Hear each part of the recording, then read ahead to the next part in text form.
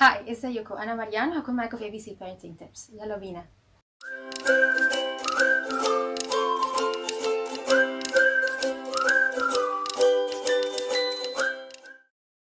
كتير قوي بنسمع ولادنا ان هما بيتعرضوا للعنف في المدرسة من زمايلهم.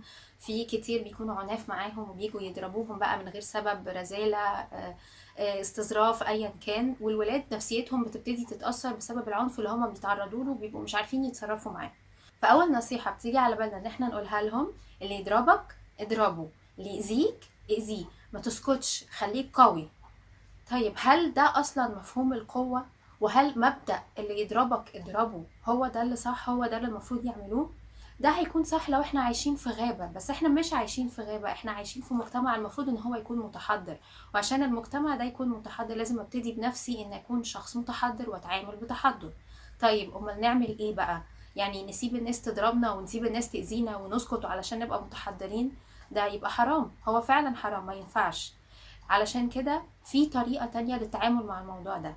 برامج كتير قوي اتكلمت ازاي ممكن نواجه العنف اللي الأطفال بيواجهوه في المدارس، وهو ان هما يبتدوا يتعلموا ازاي يصدوا الضربات اللي بتيجي عليهم. يعني ما يسكتوش ويقفوا مستكينين، لكن يعملوا بايديهم كده ويدافعوا عن نفسهم، يحاولوا يصدوا الضرب، يحاولوا يقولوا انا مش موافق على التصرف ده، مش من حقك انك تمد ايدك عليا، مش المفروض انك تتعامل معايا بالطريقة دي. ويتمرنوا ان هم يقولوها بقوة وبزعيق في البيت. نمرنهم ان احنا نعمل كده، نتدرب معاهم، نحاول نوريهم ازاي لو حد وجه لي ضربة ان انا اصدها.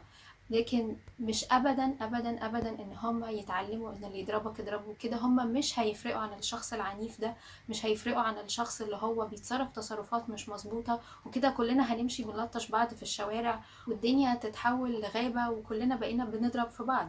ما ينفعش نكون بنعمل كده.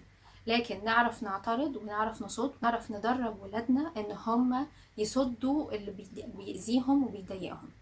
كمان في نقطة مهمة قوي: لازم يحسوا ان احنا في ظهرهم ومعاهم، وان احنا مش هنسيبهم يصدوا الهجمات دي لوحدهم.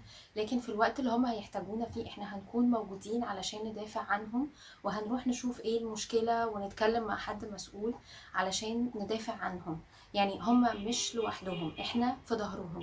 مهم قوي ان احنا نوصل لهم الاحساس ده عشان ما يحسوش ان هم مضطرين ان هم يصدوا الهجمات دي او يصدوا الضرب ده لوحدهم. هم مش لوحدهم، احنا معاهم وجنبهم وفي ظهرهم. وهي دي القوة، ان هم ما يضربوش صحابهم انما يصدوا، لان هم عارفين ان في ظهرهم بابا وماما هيكونوا موجودين في الوقت اللي هم هيحتاجوا. فهم مش مضطرين ان هم يمدوا ايديهم زي ما زمايلهم ما بيعملوا معاهم.